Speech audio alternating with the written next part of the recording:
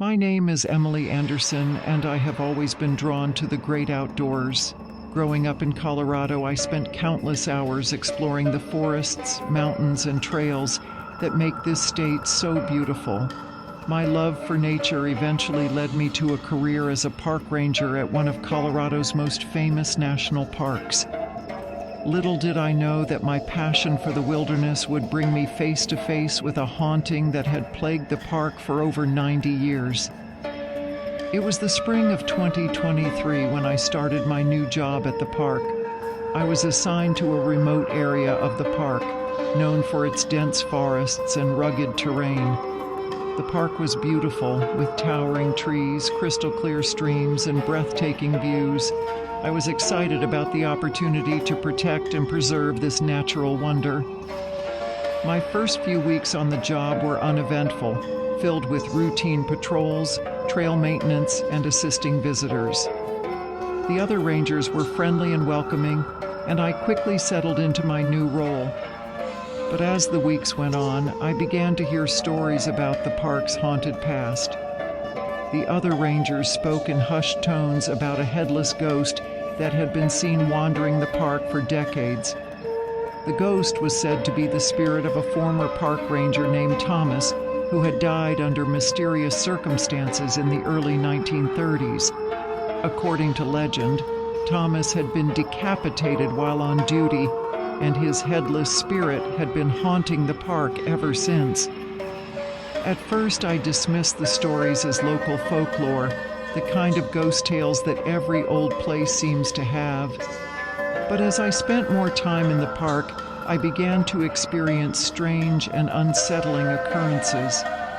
It started with a feeling of being watched, an eerie sensation that made the hairs on the back of my neck stand on end.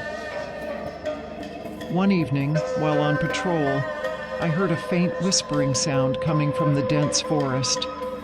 I stopped and listened, but the whispering ceased as soon as I tried to pinpoint its source. I continued my patrol, but the feeling of being watched persisted. A few nights later, I was on a solo patrol when I saw something that chilled me to the bone. As I walked along a remote trail, I caught sight of a figure standing in the distance. The figure was tall and appeared to be wearing a ranger's uniform, but something was off. As I drew closer, I realized with horror that the figure was headless. I froze, my heart pounding in my chest. The headless figure stood motionless for a moment, and then it began to move towards me. I turned and ran, my flashlight bobbing wildly as I sprinted down the trail. I didn't stop until I reached the ranger station, where I collapsed, gasping for breath. I knew what I had seen, but I couldn't bring myself to tell the other rangers. I feared they would think I was losing my mind. Instead, I decided to investigate the legend of Thomas and find out if there was any truth to the stories. I spent my days off combing through old records and historical documents. I visited the local library and spoke to longtime residents who remembered the park's history. Slowly, I pieced together the tragic story of Thomas. Thomas had been a dedicated park ranger, passionate about his work and deeply connected to the land. One fateful night, he had gone on a solo patrol and never returned. His body was found the next morning, decapitated and lying in a remote area of the park. His head was never recovered, and the circumstances of his death remained a mystery. As I delved deeper into Thomas's story, I began to understand the connection between his tragic death and the hauntings in the park. I learned that Thomas had been investigating illegal logging operations in the park and had uncovered evidence of corruption and greed. It seemed that someone had silenced him to protect their interests. With this new information, I felt a renewed sense of purpose.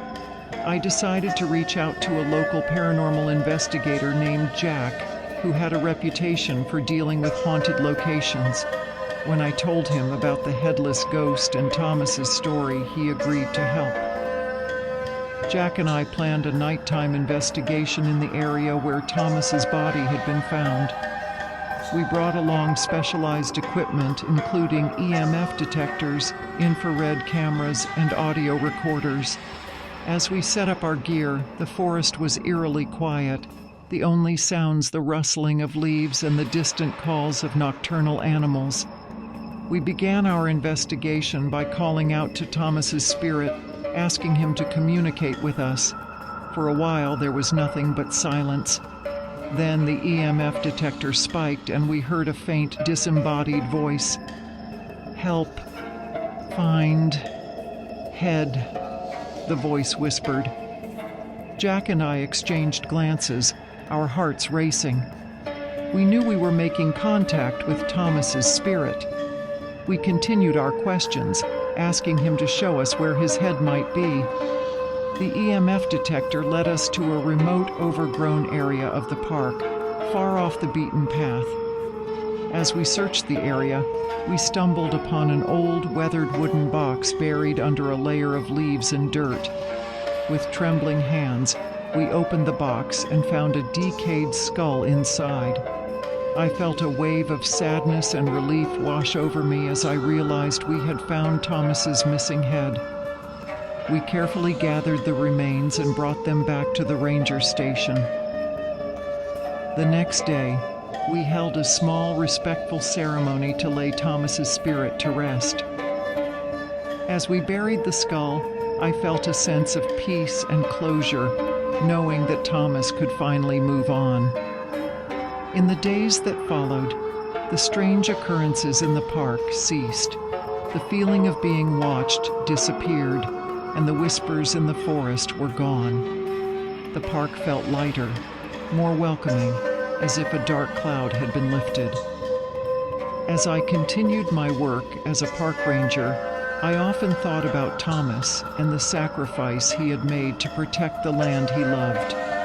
His story became a part of the park's history, a reminder of the importance of standing up for what is right, even in the face of danger. The experience changed me in ways I couldn't have imagined.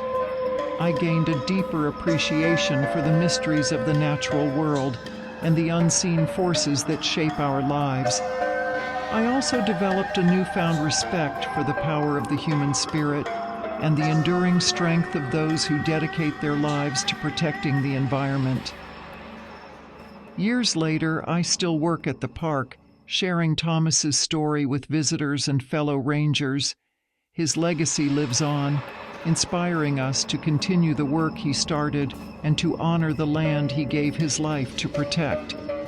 The headless ghost of Thomas is no longer a source of fear, but a symbol of courage, dedication, and the enduring bond between humans and nature. As I walk the trails of the park, I sometimes feel a gentle breeze, as if Thomas's spirit is still watching over us, guiding us in our efforts to preserve the beauty and wonder of this special place. His story is a testament to the resilience of the human spirit and the enduring power of love and dedication. And in the quiet moments, when I stand alone in the forest, I feel a sense of peace, knowing that Thomas's spirit has found the rest it so desperately sought.